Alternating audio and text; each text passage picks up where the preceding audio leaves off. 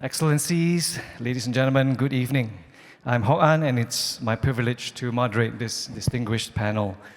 Malaysia had an eventful 2025, navigating global uncertainties and experiencing an intense mix of achievements and shortfalls, inciting both hope and despair. The country enters 2026 with questions looming over the state of the government and opposition coalitions and the direction of reforms. I thought we could get more out of our limited time by incorporating our panelists' thoughts into this preamble. So allow me to share our Honorable Yang Berhormat's written answers as I introduce them. Dato Indera Muhammad Shahar Abdullah is Deputy Minister of Economy. 3 weeks into the job, congratulations on your appointment, and thank you for joining us amidst your new responsibilities and busy schedule. He just arrived this afternoon, actually. YB Shahar is MP for Paya, Besar, Pahang, and he's with the United Malays National Organization, UMNO.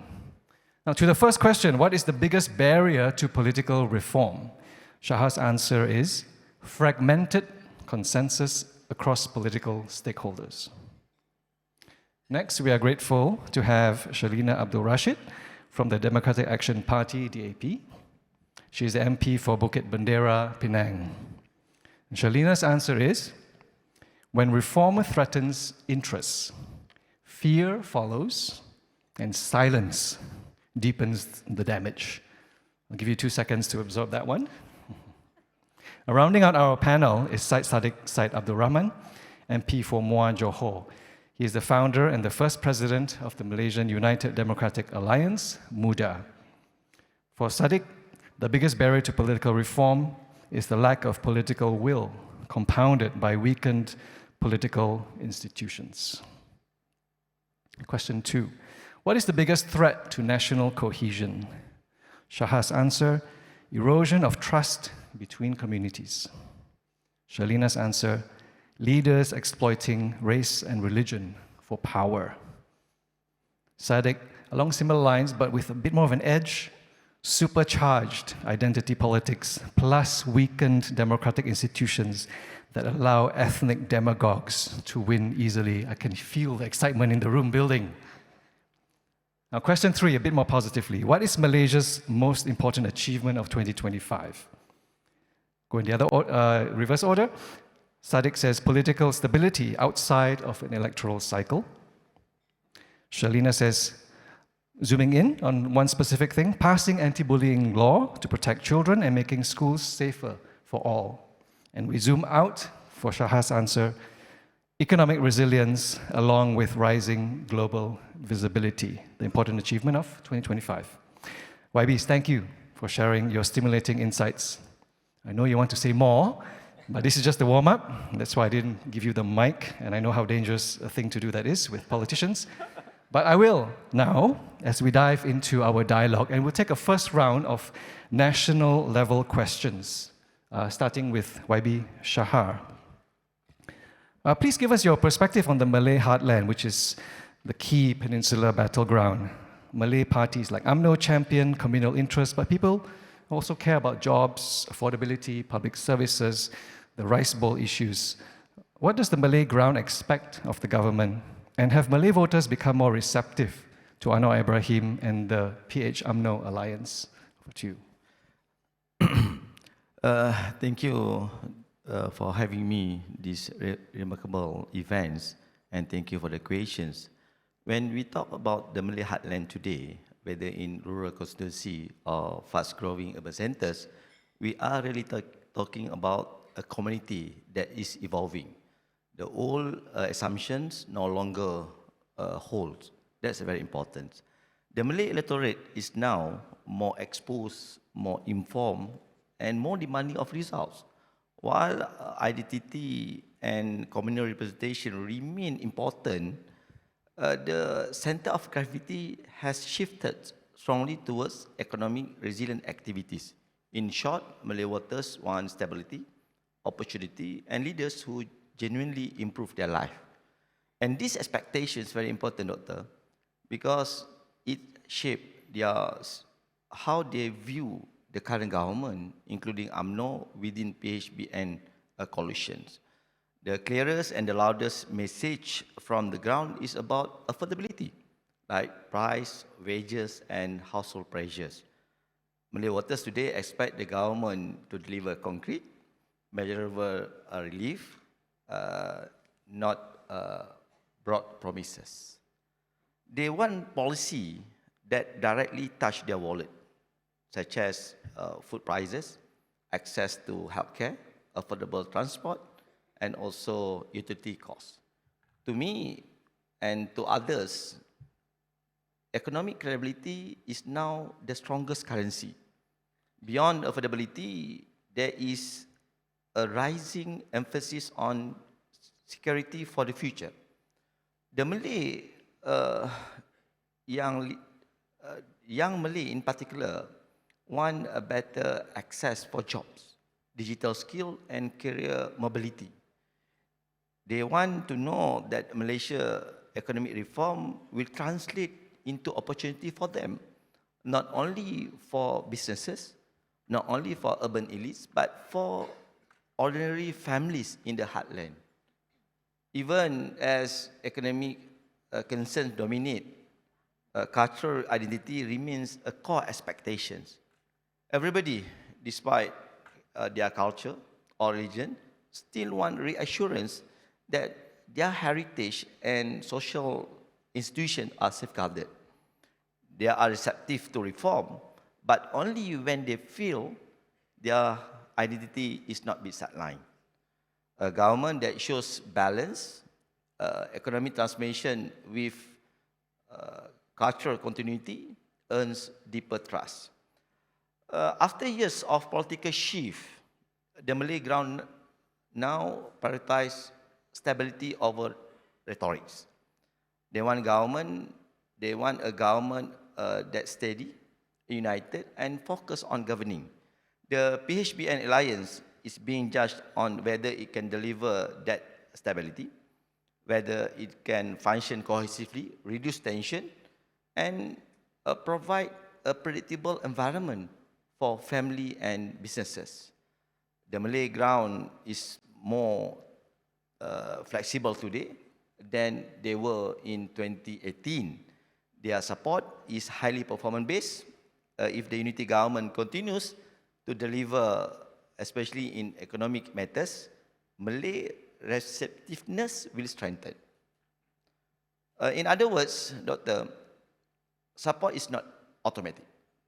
It is earned through outcomes. To summarize, Malay today more pragmatic. They care about identity, but they are deeply focused on livelihood issues. Again, before I end my opinions or my perspective, I'm here not because of Deputy Minister of Economy. I'm here as a Member of Parliament. That the disclaimer need to be here because of the invitation to the Member of Parliament of Paya Besar. Thank you, Doctor. Thank you so much. So, YB Syerleena, the unity government has maintained political stability and promoted the Madani agenda, but with prevailing tensions within the coalition, notably between DAP and UMNO and DAP versus MCA, MIC. It's wonderful that you can sit next to each other, but some of your colleagues are at each other's throats. Question, has the government presented a distinct vision of multicultural and multi-religious cohesion? And what will be done about the persisting fault lines? Right, thank you for that question. And I just want to take this opportunity to also thank the organizers for the invitation, for allowing me to share the stage and also share some insight. Now, the unity government has definitely brought political stability, and when we talk about the Madani framework, it gives us that moral direction. So the thing is, Malaysians in general, they're not confused about policies, but they are confused about the people. Now, this being said, put it this way, Malaysians watch how leaders behave, especially when tensions appear, not what we say when things are calm. So the truth is, this is where trust is a little bit fragile. Now, the fault lines that you speak of, the MCA versus DAP versus UMNO and so forth, now, it did not appear when the unity government was formed. These are products of decades of politics built on suspicion, bigotry, and also the idea that coexistence is something that's not principled. So when you put parties like that into one coalition, it doesn't magically undo that damage. So has the government articulated a clear version of multicultural and multi-religious cohesion? On paper, yes. But in practice, it's not as consistent as it should be. It's still a work in progress. So Madani talks about dignity, compassion, and mutual respect. These are beautiful values, values that I, as a Malay Muslim, I recognize deeply, because these are also Islamic values. But Malaysians don't experience these values just by listening to speeches. They experience it when leaders defend each other from attacks. Now, when double standards are rejected, and also when silence is not used as a political escape route. And this is where the discomfort lies. Now, when coalition partners clash, too often the responses is to downplay, deny, and also wait for the next new cycle to unfold. So that level of avoidance sometimes feed into cynicism. So people begin to believe that the idea of unity is this fragile theater, something that only works when nothing controversial is said.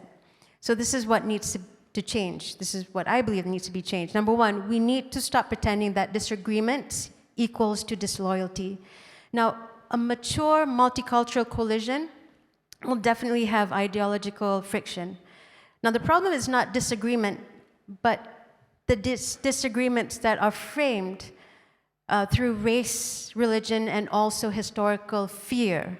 And leaders must call out clearly, even when it comes from our own sides.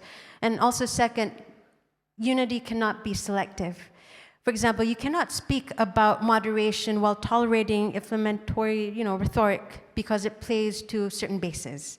And third, this is where all of us, we need to also understand that leadership within the coalition needs to be brave. Now, this means leaders, including from all of our parties, must sometimes absorb that political heat to protect the idea of the shared nationhood.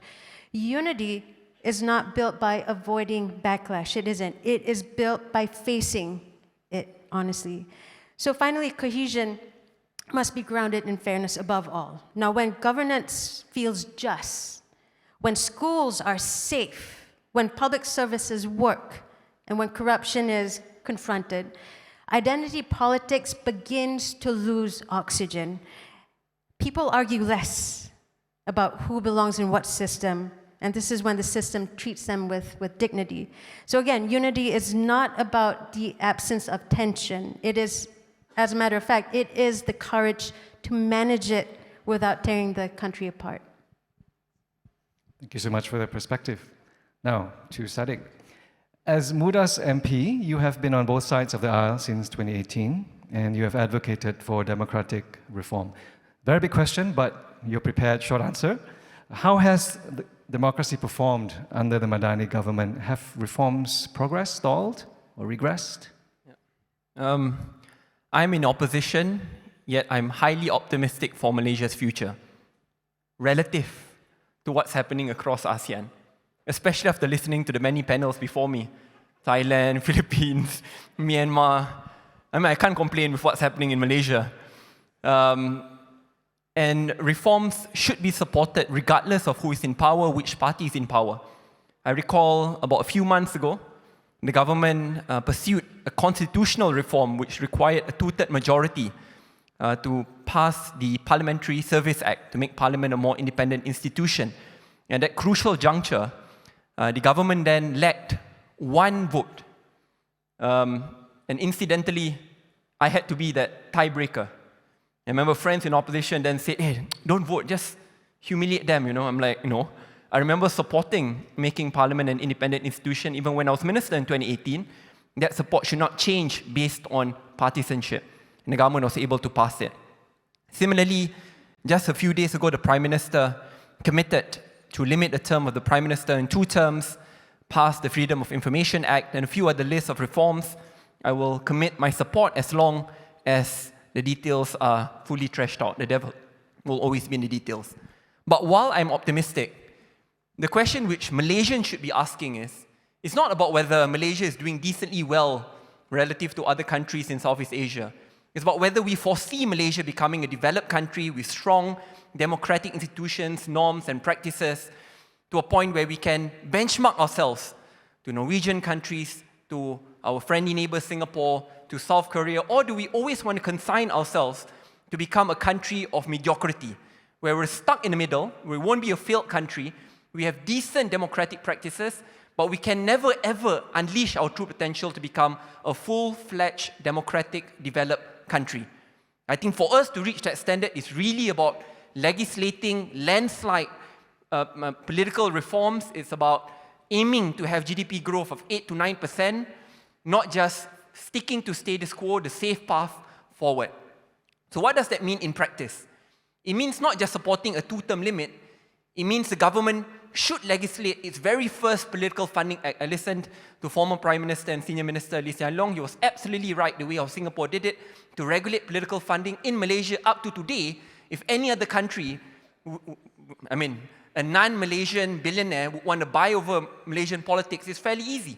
Because we do not have a political funding act. They can spend billions, and yet, they could have almost a free say in Malaysian politics. And that's worrying. We don't have our very first political funding act. The Prime Minister's power is still largely centralized in the Prime Minister's office. The Prime Minister controls investigating bodies, appoints top officials almost with impunity, while the judiciary is largely free and fair.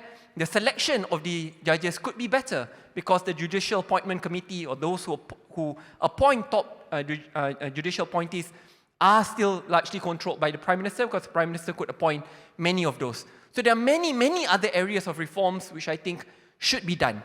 My only worry is that if we only focused on the smaller reforms, which should still be supported, which should be complemented, but missed out on the more major reforms, I think Malaysia is losing its potential, especially when there's so much hope placed on Prime Minister Anwar Ibrahim, not just among Malaysians like myself, but by the international community, being seen as the bastion of democratic reforms, the leader who was wronged, wanting to right what is wrong, to strengthen democratic practices and institutions.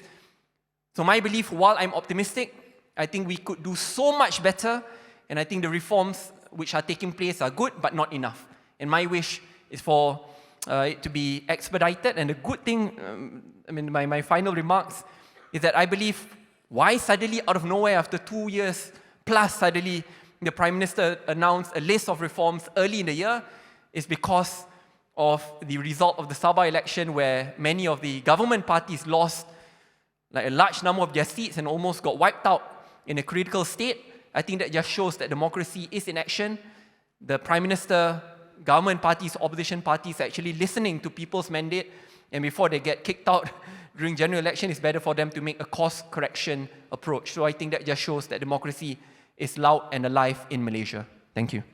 Thank you very much. And I think for the round that we just had, there's a lot to appreciate. You've given thoughtful answers that are self-critical, but also aspirational for Malaysia to take the higher road. And we can hope that the seniors and those holding the power are listening in. Speaking of seniors and party leaders, let's address the round of party questions. So back to YB Shahar.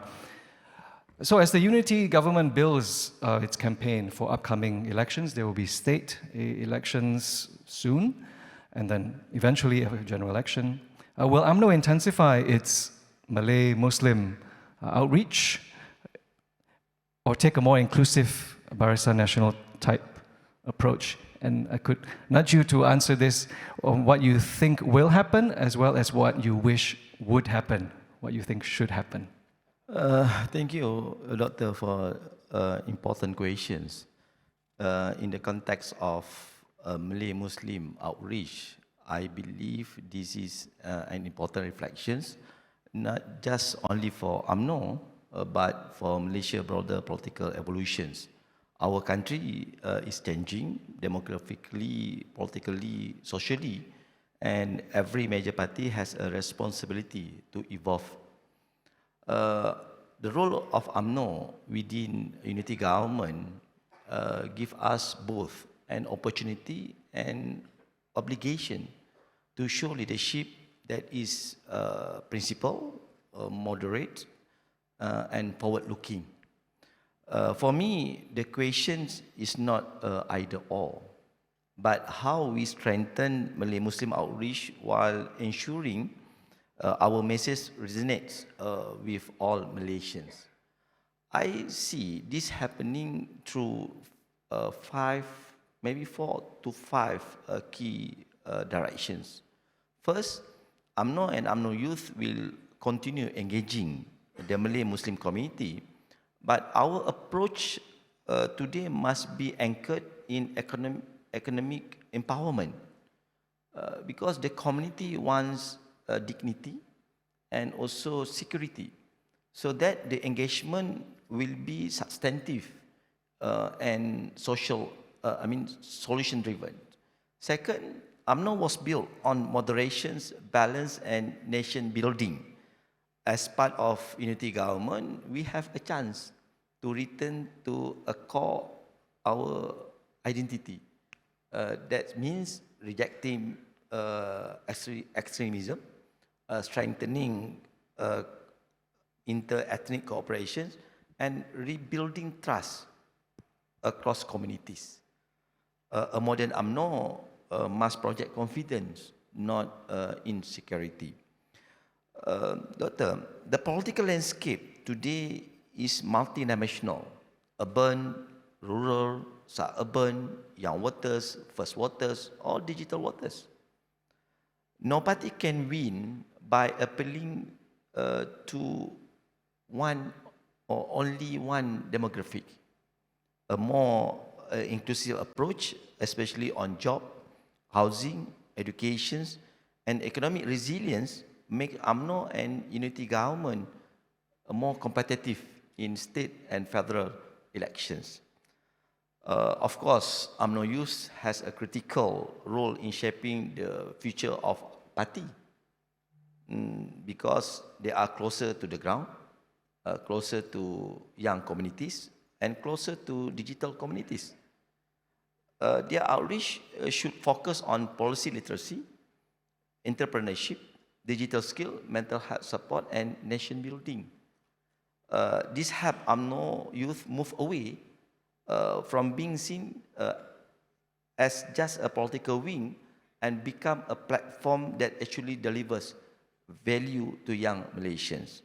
Lastly, part of being in a coalition is understanding the value of partnership. UMNO can still champion Malay Muslim interests while working collaboratively with parties representing other communities. That balance in protecting the party's core principle while upholding national unity is what gives the unity government stability. And stability is always what investors, families, and ordinary Malaysians want.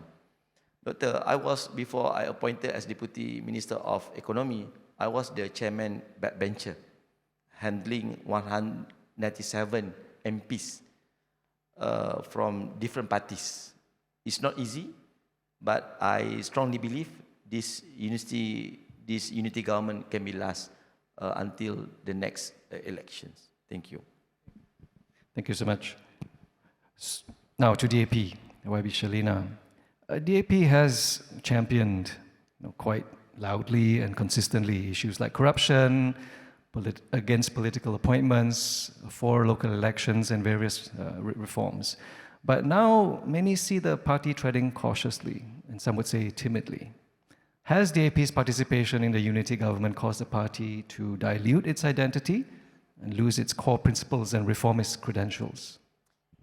Okay, but before I answer that question, allow me to add a few points to what YB Saddiq mentioned about the proposed limitation of Prime Minister's tenureship. Now, just to add to that, Penang actually introduced a 2-term limit for the Chief Minister. Penang, which is currently, back then in 2018, Pakatan-led government. And it was only until 2019 that it came into effect.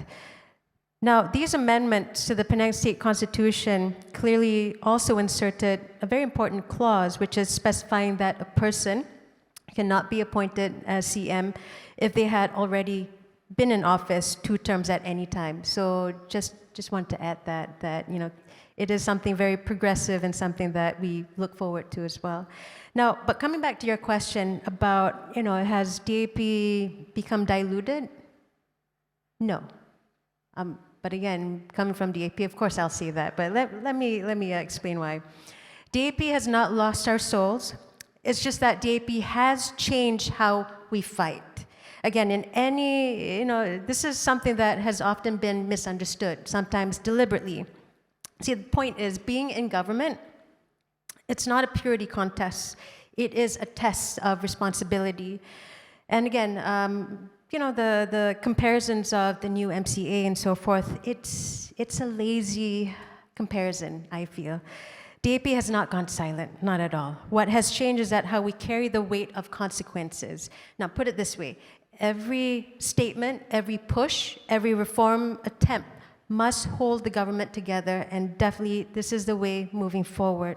Now, that is definitely harder than shouting from the outside, but it is more honest. I mean, there's always a saying that being the opposition, you can be angry and loud, but being in a government, in a coalition, a ruling government, you have to tackle things in a more mature manner. Again, when we talk about lasting reforms, it is actually built on systems and not on personalities. So that is why the work is quieter, it's slower, and to an extent, it's less satisfying for social media, for example.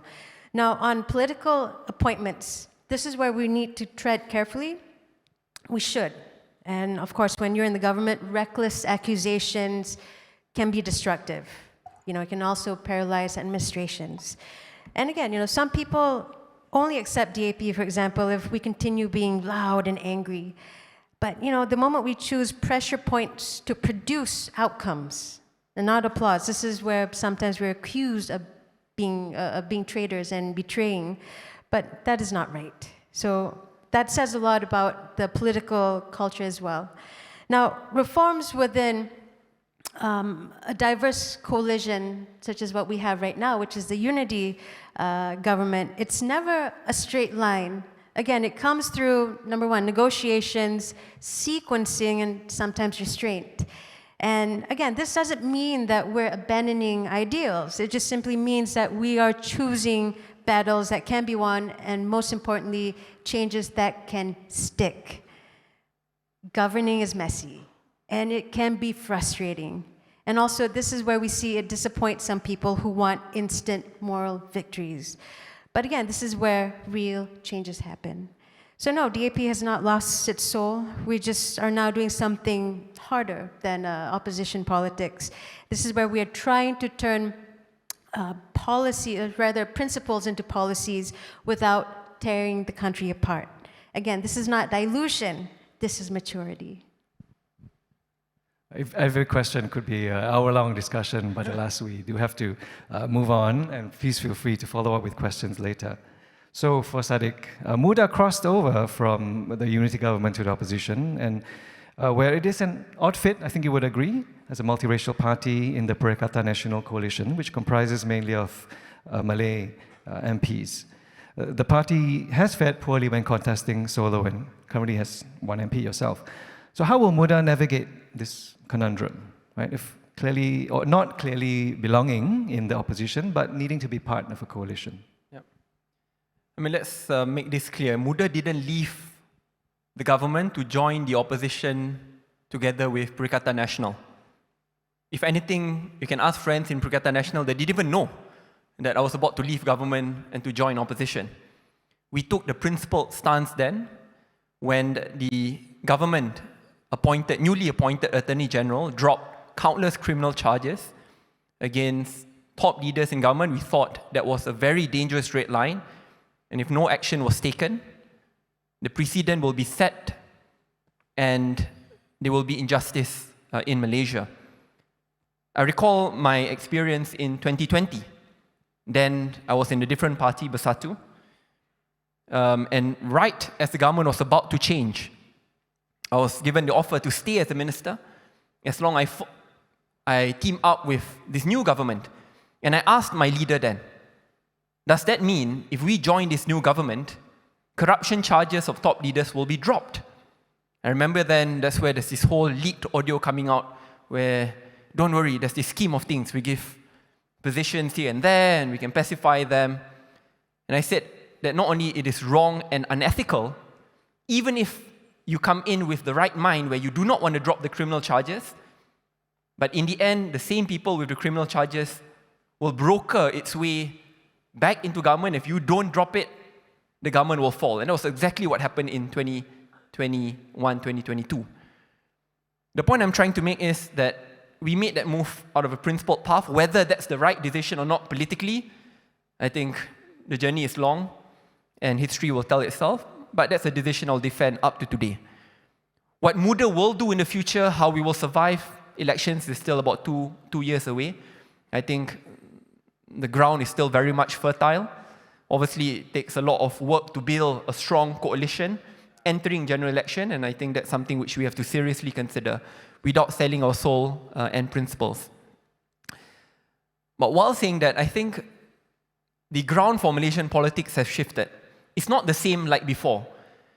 I remember when I was comparing Malaysia to our friends in Thailand, Future Forward, Move Forward, I said the reason why they could survive in that territory is because they have a clear brand proposition. They're not the juntas and they're not the monarchs, So there's a clear identity which they could push forward. But for Muda, prior to 2023 in particular, you want to say, oh, we are a reformist party, everyone will say that they are a reformist party. You want to say you are a defender of multiracialism in Malaysia, many parties will say the same. However, I think the past 2 years and a half have really shown whether the demand for reforms have been met, whether diversity have been defended or eroded. I think for the next 1 year and a half, the public will judge. And I think that's where the ground will grow more and more fertile. Does that mean that immediately we need to align ourselves with a mono-ethnic coalition? No. But what is the best and right strategy is best decided then, not too early. There's a saying that politics is all about timing. So I do not want to make the same mistake as before, as being too rash in making any decisions. Muda should not make the same mistake as well in some of the decisions made. So I think we'll wait. But while that is the case, like what has happened in Sabah, I remain very much optimistic of Malaysia because I think YB Shahar pointed it remarkably well. Voters change, voters are not as loyal as before, not just the young, including the old. Look at the outcome of last election where the safer seats were no longer safe. It just shows how mature Malaysian voters are today. Thank you. Wait, now let's address the youth question. Let's try to keep our answers brief. We can keep track of the time maybe in about the next 10 minutes. I think this will time very well. It's been a theme, Gen Z and so on. And this is sort of the inspiration for the question. There's been this explosion of discontent around the world and organized protest. We saw that in Sabah as well, just preceding the election. Now, Malaysian youth, right, are heterogeneous. They vote conservatively, they follow their parents, they show more concern for issues than partisan identity, they vent frustration at the political establishment. My question is, how is your party, and again, I think this is a question that you can address, right? Not being the top leaders driving the policy, so it's more about how it should be, how your party should reach out to the youth and to win their vote. Maybe Saddiq can take this question first. We'll go this way. Since I'm in Singapore, I want to dispel the ongoing myth that young Malaysians are to be blamed for the rise of so-called Islamism or the green wave, because I've read so many different articles and literature published by scholars here. If you look at the outcome of last election, yes, there was a huge shift of support to Perikatan Nasional. I always like to claim that Muar is the is the most swing seat in Malaysia because it's about 70% Malay majority, like what's happening in Malaysia. It only shifted seats in 2018, and no one will ever win with a clear majority in Muar. So to put it very simply, 2018 when I won, PAS, which also contested, lost its deposit in Muar, and UMNO was breathing down my neck. 5 years after, the party which lost its deposit is breathing down my neck, which is PAS, Perikatan Nasional, and UMNO almost lost its deposit. And mind you, Johor is like a blue state, is a super safe state for Barisan Nasional. It just shows how dynamic voters are. But people forget that 6 to 8 months before the general election, Barisan Nasional won 2/3 in Johor. But yet, in 6 months' time, things changed dramatically. Does that mean suddenly in 6 to 8 months, the vast majority of Malays suddenly became more conservative, ultra-conservative, cling on to identity-based politics? It is not. The simple reason is, and as a Johorian, despite again being in opposition then, the Barisan Nasional chapter of Johor was very progressive, was very good in administering the state. Then it was under Hasni, a very good competent Menteri Besar, which led them to win Johor. But 6 to 8 months after, people were looking at the top leaders of respective coalitions. Then it was and I have my friend is the president of my friend here, Zaid Hamidi, and you have Tan Sri Muhyiddin Yassin, and you have Anwar Ibrahim. So among many of the more conservative Malays, to them it's between Tan Sri Muhyiddin and Zaid Hamidi. It was an easy choice for them. So the point I'm trying to make here is not that suddenly, this green wave miraculously come out of nowhere in support of Perikatan Nasional. In the end, I think what YB rightfully pointed out, it is based on whether you're able to really support the pockets of fellow Malays. At the same time, it also shows whether you are able to push forward a competent leader, an icon who can govern Malaysia regardless of race and religion while still sticking to the federal constitution. I think that largely is what the youth want as well. And I just want to correct one more thing. People keep on saying, because I pushed and got the constitutional amendment passed to reduce the voting age from 21 to 18, which I know now, after the last election, many of my friends in Singapore will be like, see, Malaysia made a mistake, we would have keep it to 21 years old. Big difference. There's a big difference between reducing of the voting age from 21 to 18 and having another one, which is automatic voter registration. If you look at the latest data, actually, among young voters from 18 to 20, it was split between Pakatan Harapan and Perikatan Nasional. But the largest shift was actually driven by AVR, automatic voter registration, which is about 4.2 million voters who were not previously registered. These are young people, but 30 years and below. What's the point I'm trying to make here? In 2018, those who were under 30, in big numbers voted for Pakatan Harapan, a multiracial, reform-driven coalition. So again, are you then saying that in less than 5 years, suddenly all these young people became conservative and changed their views? It is not. In the end, I think young people want good jobs, want good education, public transportation, want a competent democratic system in which they can rely on, in which corruption is weeded out. They don't want a system in which the rich and powerful is treated differently. And they can see this happening. And they no longer just follow into mainstream media. So I think young voters are a lot more sophisticated. And because of that, I think all parties, not just Muda, will need to cater to this new dynamic group of young people. Thank you. YB Syerleena? Right. I grew up in a time before social media. Also learned politics through newspapers, magazines, and dinner table arguments with my parents. So when we hear of younger generation, Gen Z and what have you, when they tell us that they're frustrated, skeptical, and also tired of being talked out, I don't find that alarming.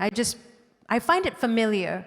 The only difference is right now with the younger generation, they are louder, faster, and better organized because social media provides that platform.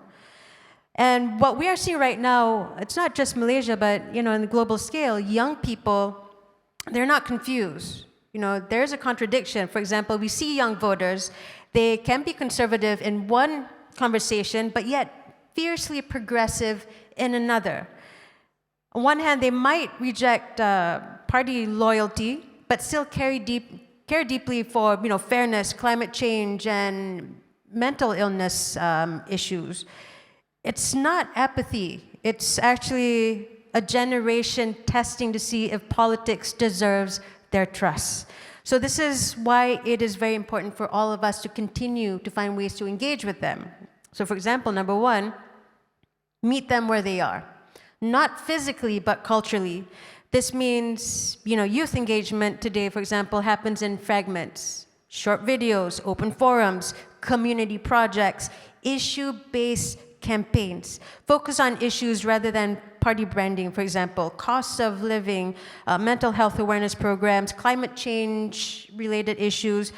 Point is, policy dialogues that allow disagreement without punishment. Second, very important, give young people roles and not ceremonial ones. For example, DAP has always pushed for younger candidates, policy researchers, parliamentarians, and even local council members who are not expected to, quote unquote, wait for their turn. And also, last, acknowledge that the anger that we read about and we see from the young generation, we should not dismiss this. These protests, for example, are not driven by ideology. It's driven by exhaustion, climate anxiety, and then you factor in economic insecurity. Now, when Malaysian youths, or youths in anywhere in general, when they say that political establishments ignore them, actually they're not wrong. Unfortunately, historically, it has been that way. So again, this is where we need to start focusing on outcomes. Young Malaysians, young people in general, sometimes may feel less interested in party identity, but more interested in whether policies and politics can make their lives livable. And again, it's not about making politics trendy, it's about making it credible. Thank you so much. And just before Shahar speaks, here's the call for you. We will head straight into Q&A, so please step up to the microphone and be ready. Next. Thank you, Dato. This is an interesting question. Globally speaking, Gen Z and young adults are reshaping political attitudes. Indeed, they can vote in unpredictable way. I would say that it is mostly based on influence or trends and factors such as families, economic insecurity, and social media narrative. Education nowadays is also very accessible, bringing fresh ideas about transparency and integrity. The youth wants to be listened to and be involved in key policy making. In this landscape, every political party, including UMNO, must rethink how we can earn trust. And please do not assume it. Young Malaysia wants real representations, not symbolic positions. UMNO has been expanding roles for youth wing through the newly revived Putra UMNO. This wing targets the much younger demographic. UMNO now has shifted from symbolic youth involvement to structural representation. I joined the cabinet when I was 38 and appointed as Deputy Finance Minister too. You just imagine, at my age of 38, I became a Deputy Finance Minister 2 and promoted to Deputy Minister 1. Such age can handle the bigger ministry. Young Malaysians not much into ideology and more about concrete and measurable solutions.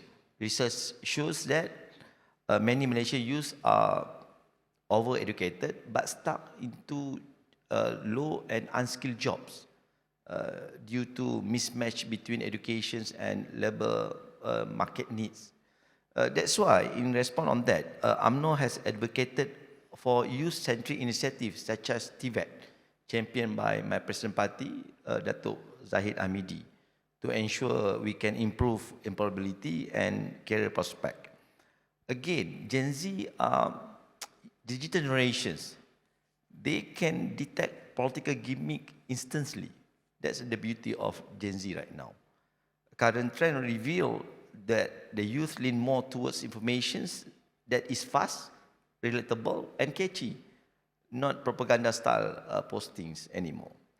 UMNO for sure is actively adapting towards digital strategies such as prioritized dialogue, myth-busting, and policy explainer contents with verified data, peers influencer, and simple language.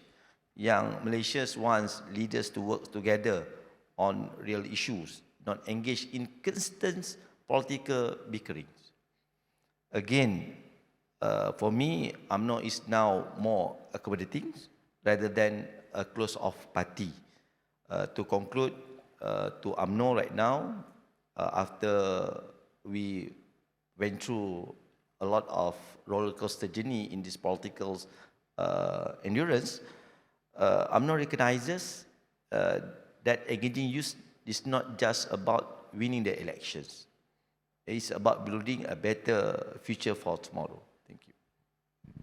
Thank you very much for your answers. I think you've combined sort of the ideals that we strive for, but also a lot of practical points as well on what the parties can do. But again, back, you had pointed it out, Saddiq, reality check. It's like, it seems to be 70, seems to be the qualifying age to be Prime Minister. Perhaps with some of the measures that you've been talking about, maybe Malaysia can move it down to 60 and even 50 for the Prime to be Prime Minister. So, great. Thank you so much for queuing up behind the mics. I think we'll start here. Introduce yourself and please your question. Francis? Good afternoon. And then back here. My name is Francis Hutchinson and I'm on the Malaysia Studies program at ISEAS. Actually, Meredith, who will be asking the next question, once said something very interesting. 1 year into the Madani administration, she said, "This is not a reformist government. Rather, it is a government with reformists in it." So my first question to the three panelists is, what do they think of this argument, number one? Number two, looking ahead 2 years perhaps until the next general election, where can we feasibly see reform? And number three, forgetting PMX for a minute, who can we look to as policy champions for reform? Thank you. Meredith, go ahead. So I had two questions, but Francis has just asked one of them much better than I could. So I'll jump to the second one, which is to pick up on something that I think all the panelists have already addressed in terms of their parties.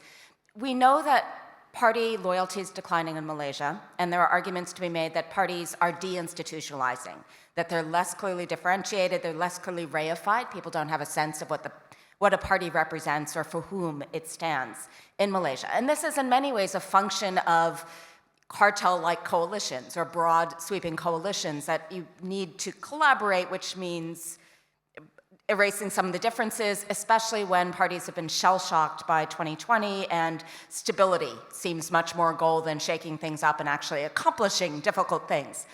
But I want to know, beyond things like strengthening the youth wings of parties and those sorts of goals, those are important, or ensuring that the tenets that are foundational to a particular party, whether it be a DAP or another, remain in place. What else might parties in Malaysia do really to change the ways in which they allow young people to move up through the system? You are three of very few people who have made it into politics and made it up the ranks at young ages in Malaysia just because of the party structures. So how is it that that can be changed such that youth, for instance, see a reason to align with the party, to affiliate with the party, really to pursue their political goals through party politics rather than through other means, or understand which party best represents them and how it can perhaps work in coalition, but how it's different from its peers amongst parties in Malaysia? Let's take one more. Yeah, go ahead. Hi, Leon, Malaysian from I'm a student at the National University of Singapore. So first of all, thank you very much, YBs, for the insightful and very captivating discussion on youth and really going along those lines. And going along Dr. Lee's poke that youths today are a mix of kind of disinterested and kind of conservative voters. My question has to do with going after under 18 and looking at how not just how your parties are going to tackle the youth problem, but also how government, what you want to see the unity government do when it comes to maybe initiatives and policies and guardrails that might more effectively energize and educate youth of Malaysia towards more effective political discussion and away from this kind of supercharged identity politics that might hinder. Thank you. Okay, we'll pause it there, but please stay there for the second round, because that was really a very, very substantive round of questions and addressed mostly to all three panelists. So there's one about responding, is this a reformist party or party of reformists? What can the parties do to enable the youth to move up better and to promote literacy?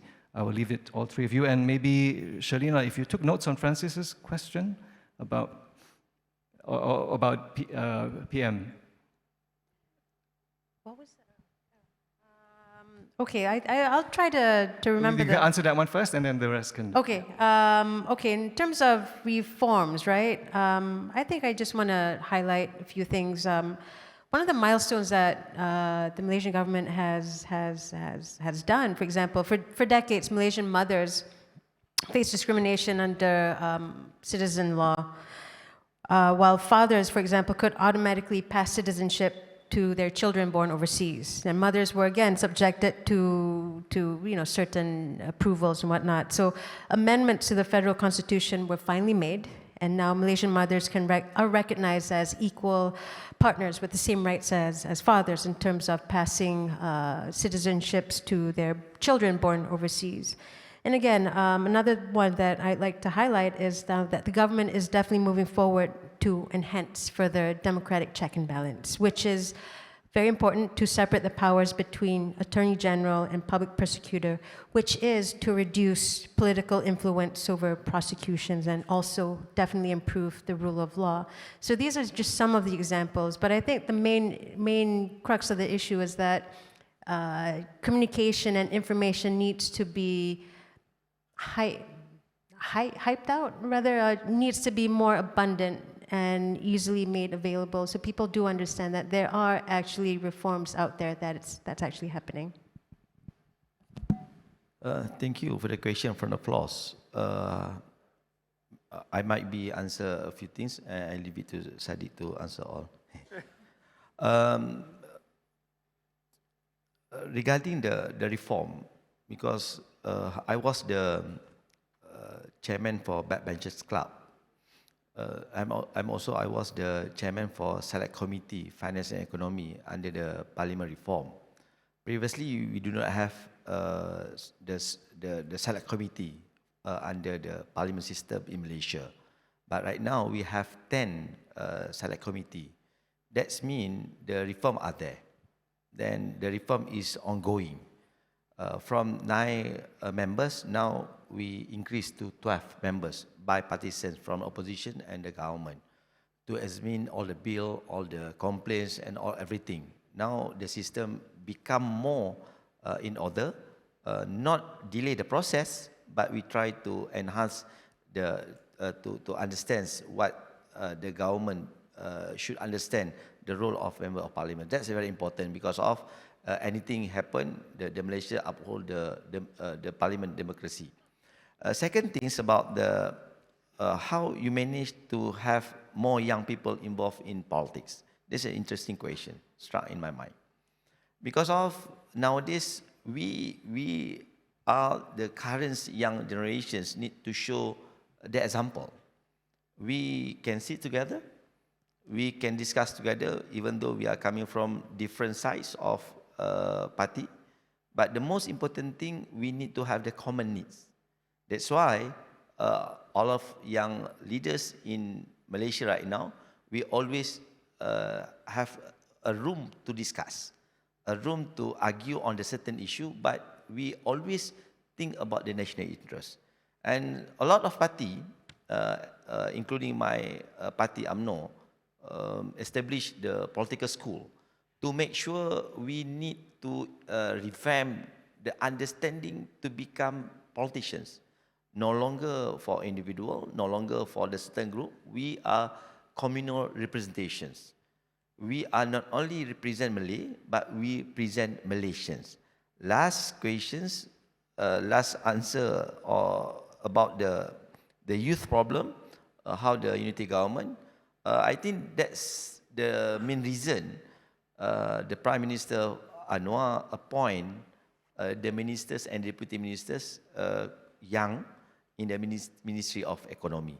I strongly believe for students, Malaysian students study in NUS, you will in a good hand because of we lay out a lot of initiative for this coming 2 years before the general elections. Thank you. I just want to answer this concern on reforms hurt stability. And now is where I wear my opposition hat and be more constructive, but to some extent criticize the government. I think it's a lie to keep on saying that political reforms will hurt stability. I mean, who in UMNO, and I find it really sad for UMNO actually, where UMNO is often portrayed to be anti-reforms. Even though the minister in the Prime Minister's office, Syerleena, to me is very competent, good, and to some extent is a reformist herself. But yet, until today, for an example, we still do not have our Political Funding Act. Until today, we still have not reformed the process of the Judicial Appointment Committee. I'm pretty sure UMNO is not against it because UMNO has said that their leaders have been persecuted.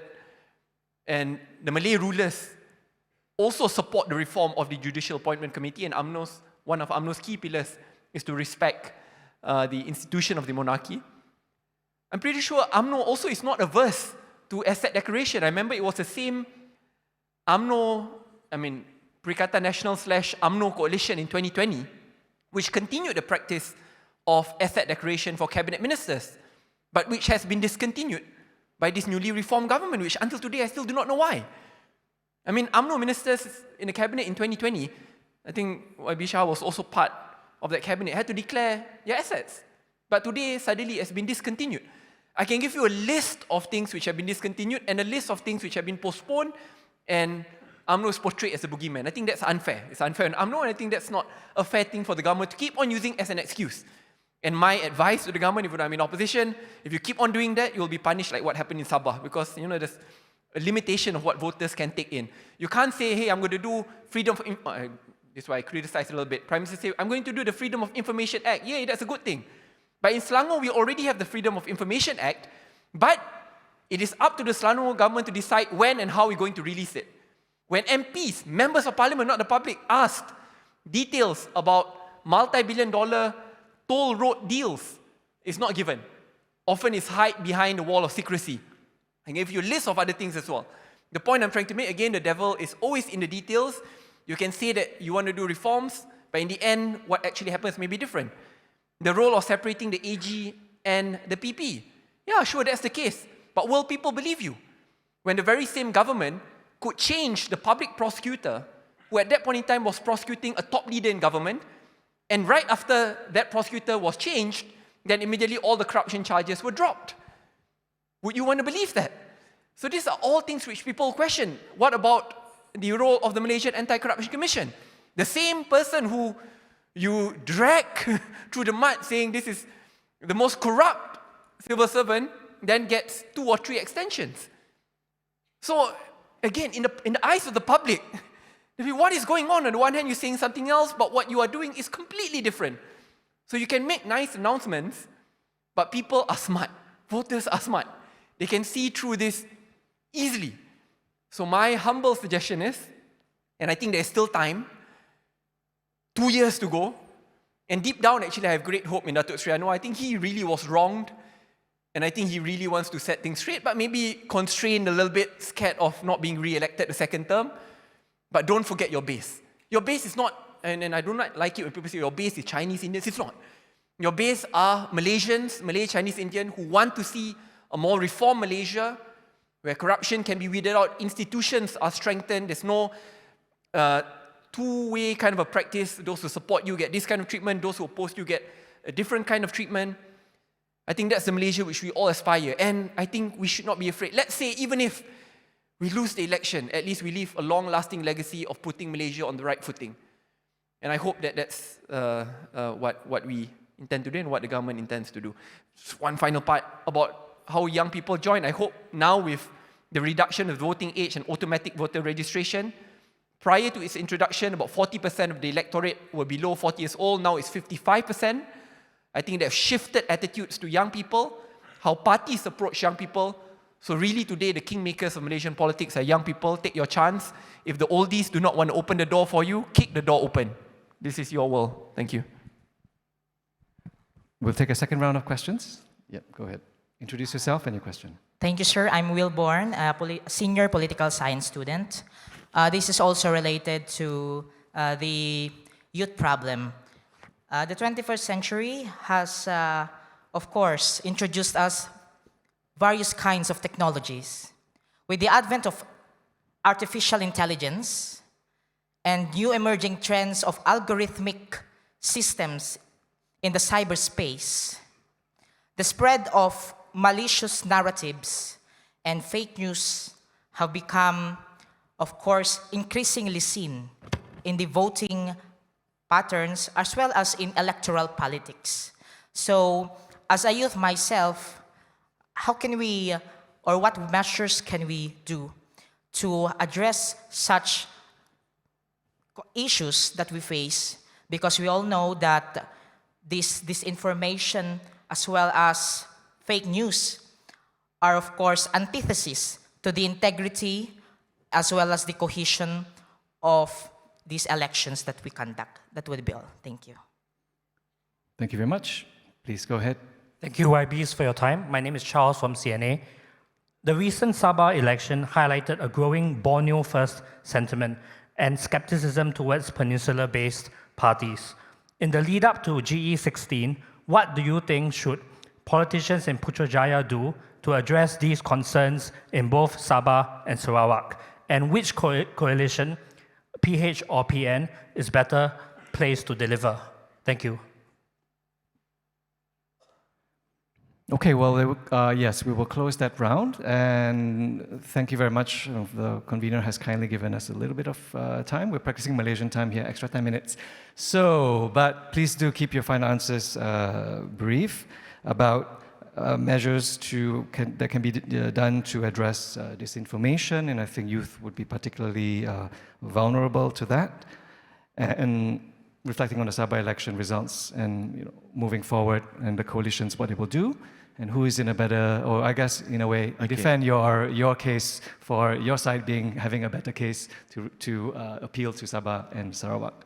Okay, maybe I answer first the youth problem when young guys asking about the technology, artificial intelligence and emerging technology, then contribute for fake news. The most important thing for the policymaker, either you are from the executive or legislature, the most important thing you need to have the policy update and also the law amendment. That's why we need to have the leaders who know everything. I take the courage to further my study in artificial intelligence for PhD. I hope this June, this year I will complete my PhD in artificial intelligence. So, based on my experience on this technology, we should more leverage not for the negativity, but the positivity. But before you go to the positivity and you do the public policy update or law amendment, you must understand the ecosystem, the behind of the technology algorithm, what sort of a technique or methods. Because of nowadays, the important for us, because the technology is very dynamic, to one. The second question about the signal from the Sabah. I'm not deeply understands. This is the state narrative generating during the recent elections. That's why we analyze all the inputs, and we have the in shortcoming for Melaka and Johor. I think we need to sit down to see in the big picture. We agree, we admit we are not performed well during the Sabah elections, but we understand the situation completely different with the Semenanjung. But that one is not the reason for us. Thank you. Syerleena, could you focus maybe on the second question, because I think there's been a bit more introspection within DAP about Sabah. So a bit more on the second question. Okay, of course. But I do want to just add a little bit on the first one. Again, just recently, Grok, right, created, it's an app, it's AI, deepfake, and then they were able to create nude photos that were damaging. And focus is always like, it's on the youth, but also let's bring in the gender lens into this. Women are also victims of AI, deepfake, and a whole slew of other issues. The main thing is that we need to hold social media platforms accountable. I mean, again, social media right now, it's a double-edged sword. And at this point in our lives, we've become too dependent on technology and social media. So now, going to the second question, Sabah elections, I'll keep it very short. Again, we know the results, but the point is we need to also understand the discontent, the reasons why, and simply said, it's going back to the grounds and listening to the people. Anything to add, Saddiq? Of course you do. Very 1 quickly. minute. Thank you. Just a brief statement on the second part about Sabah Sarawak. I think my greatest fear is that as the federal government gets weaker and weaker in terms of political stability, there'll be growing factionalization of Malaysia. Not just for Sabah and Sarawak, you'll see greater and louder voices, Kelantan, Terengganu, Johor. And I think in the end, it becomes about political survival instead of planning long-term, 10, 20 years down the road. So my hope is that whoever were to win next election quickly form not something just like a unity government, but have an agreement, like what Dato Sri Ismail Sabri, the former Prime Minister, did, an MOU or a confidence and supply agreement with the opposition so that on key issues we can stand together to ensure that no specific interests are eroded completely. Very quickly on misinformation, and then this way it's slightly different because there's always this belief that whenever the word misinformation is used, immediately we need to clamp down on social media users or social media companies. I mean, it was the opposition prior to 2018 who benefited the most from freedom of expression in media, if not information monopoly by the same media companies who are owned by billionaires who are friends with their political patrons are the ones who will control politics. So it's through Facebook, WhatsApp, Twitter then, where information monopoly by government was able to be broken down. But now it's branded as misinformation. Yes, obviously, when it comes to issues of children being exploited, women being exploited, there should be direct action taken. But I always want to be very careful, especially as a policymaker, before taking direct action. I'm also a member of a select committee in Parliament in charge on looking at the Ministry of Communications. For the past 2 years, the level of censorship have went through the roof. It's been increased by more than 50 times. Government will tell you that that's because of scams perpetrated online and also because of hate speech. I then ask, can you please break down the numbers when it comes to political misinformation? And until today, I still have not gotten that answer. Because the fact of the matter is, obviously I have friends who are in Meta, who are in TikTok, and they're telling me that government will flag even when people use the word Papa. Papa is a way where people want to criticize the Prime Minister in this funny way to show nepotism. Immediately, the account will be taken down. You know, and this is not seditious. It's not exploitative in any way. But the point of the matter is so subjective, and there's so much power being given to a point that free speech and expression is being choked. So, as a policymaker, I'll be very careful. What's the solution to that? Ultra transparency. I think what X does is brilliant. When a demand by the government is being put up to take down, they actually send that demand and transparently put it forward. I hope Meta and TikTok would do the same, so that at least the public will know. Or in government, the best way for them to deal with this is to disclose all the actions and all the demands. Let's say, for an example, there's really a person who comes out and say, the reason why I take down this account because the account is is perpetrated by rapists or is like rape fantasies, then show that. Why are you afraid to show the demands or the orders by government? I think when that is done, then there's more trust in government. At the same time, there's less of an issue on clamping down on free speech and expression. Thank you. Well, you will have noticed that our panel is a young profile. And maybe also you have noticed that their names all begin with the letter S. And on that note, we want to thank you for delivering a session that is spirited, substantive, and sincere. This is the Outlook 2026, so please leave us with something to look forward to. We'll go a quick round, like before, 5 seconds each. What is one thing you are most looking forward to in 2026? Shahar, Syerleena, Saddiq. Yes. In 2026, I'm looking forward to growing my role as Deputy Minister of Economy while continuing to serve my constituency. Beyond work, I want to have the personal growth by learning piano and mastering my Japanese and Mandarin. Thank you. Okay, well, some of that we will follow in the news, and maybe we'll follow your social media to see your piano playing. Yes, go ahead. In 2026, I do want to leave on a very positive and optimistic note, and that, I do believe that whatever it is with the unity government, we still have time, we still have a choice, and definitely can manage differences quietly and also hope for the best. And we can definitely push for a new model of a kind of different politics, one that is confident enough to confront tension. Yeah, this may sound completely different than, this national building agenda. I just want to focus on settling down and building my own home before I focus on building more homes for Malaysians. Please join me. You've already started, but continue. Applause to thank our panel for a robust and enjoyable time. Thank you so much.